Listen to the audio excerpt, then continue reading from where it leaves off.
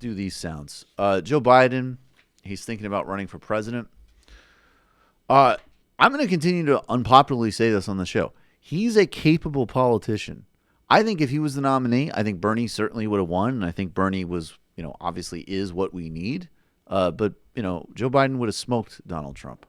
We have an opportunity to actually assess candidates on the merits, whether they be Bernie Sanders, Kamala Harris, Beto O'Rourke, any of them, for what we actually need to do to not only get out of the crisis we're in, but actually solve long-term problems so that the crisis is not replicated.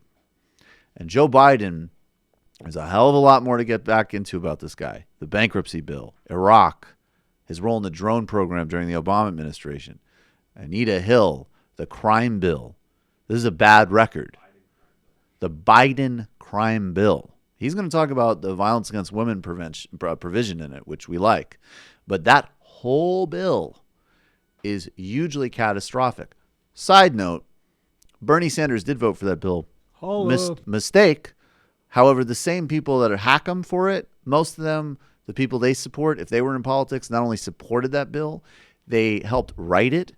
And also, if he had voted against it, because on the totality of it, it was a mass attack on poor and people of color and an expansion of the prison industrial complex, those same people would say Bernie Sanders voted for violence against women. So watch out for that. But this is Joe Biden today in 2018 showing us that he just does not get it. To change, in my view, I think there are answers. One, first I think we have to do is we have to deal with income inequity. I love Bernie, but I'm not Bernie Sanders. I don't think 500 billionaires are the reason why we're in trouble. I hope my grandkids grow up to don't listen to their parents who all decided to do something, run the World Food Program, another one be Attorney General, another one run a social organization for at-risk youth. They got all this education, and I should have had a Republican kid. So when they put me in a home, I'd have a window with a view. You know what I mean? But now there's going to be no view. But all kidding aside, we have not seen this huge concentration of wealth. And the folks at the top aren't bad guys. I get in trouble in my party when I say wealthy Americans are just as patriotic as poor folks. I found no distinction. I really haven't. But this gap is yawning. It's gaping. And it's having the effect of pulling us apart. You see the politics of it. And the country's not going to stand for it forever. So we have to deal with the tax code. It's wildly skewed toward taking care of those at the very top. It overwhelmingly favors investors over workers.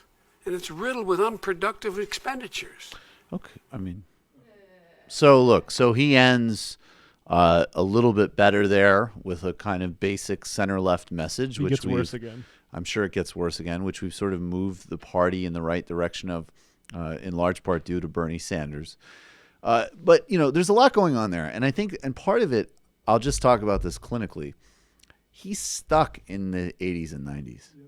There was a time when objectively, believe it or not only did the Democratic Party need to socially signify on things like race and crime and welfare in very reactionary ways that Bill Clinton was the exemplar of, but they actually did need to signify on capitalism and comfort with business. There's no mystery why when this stuff started to migrate across the Atlantic that one of Tony Blair's top associates said that New Labor was intensely relaxed about people getting ultra rich. And that was in a government that won a massive landslide. Like, we have to be real that there was a time where there was an electorate for this stuff. It's rapidly disappearing on even the center left. So he's just historically out of date. Two, well, let's pivot it either way. Is it about the personal moral shortcomings of billionaires? No. It's about a structure that rewards incumbent wealth systemically. So if you don't want to personalize it, you can say, hey, maybe all these billionaires are the nicest people on earth, whatever, blah, blah, blah. But actually, structurally, it is designed literally exclusively to benefit these people and their corporations. And that's why you have the issues you identified, like income inequality. Now, third, though, and this is where the two trains of thought collide with each other and become a big problem, we've actually learned that it's a hell of a lot more effective as a campaign strategy to say the millionaires and the billionaires, because it simplifies and distills and gets us away from all the neoliberal wonkery and the fucking West Wing nonsense that he's doing there for the simplified version of the real case about structural inequity and who the economy is designed to support and not. And just as a final addendum, while they might not all be bad people, there sure are endless stories of scumbag billionaires that you can happily pepper your campaign with to fill in the detail on why none of these people should have the resources they have.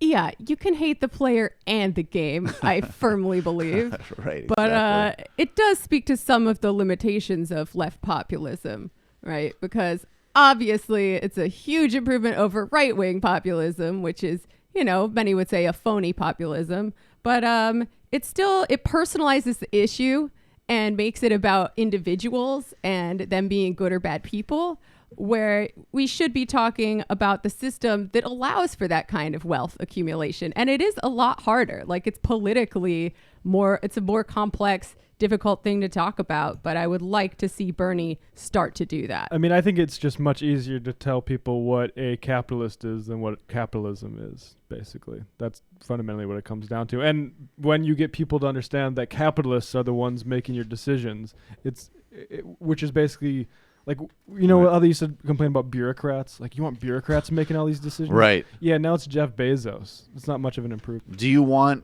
corporate bureaucrats do you want corporate oligarchs making corporate oligarch bureaucracies making your decisions? And of course, the big functional difference is that even those old bureaucracies, which we're not moving towards and we actually want to evolve out of too, they were at least, and you see this today, they're actually trying to benefit you on some level, which is a radical difference. Although I think, to Matt's point, saying that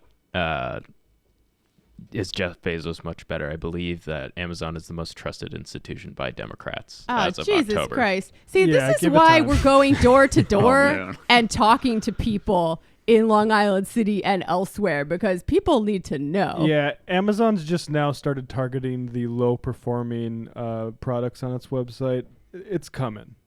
Yeah. They haven't made their pivot That's yet. the thing. Yeah. Amazon it's coming at Amazon. It's coming. You're calling from a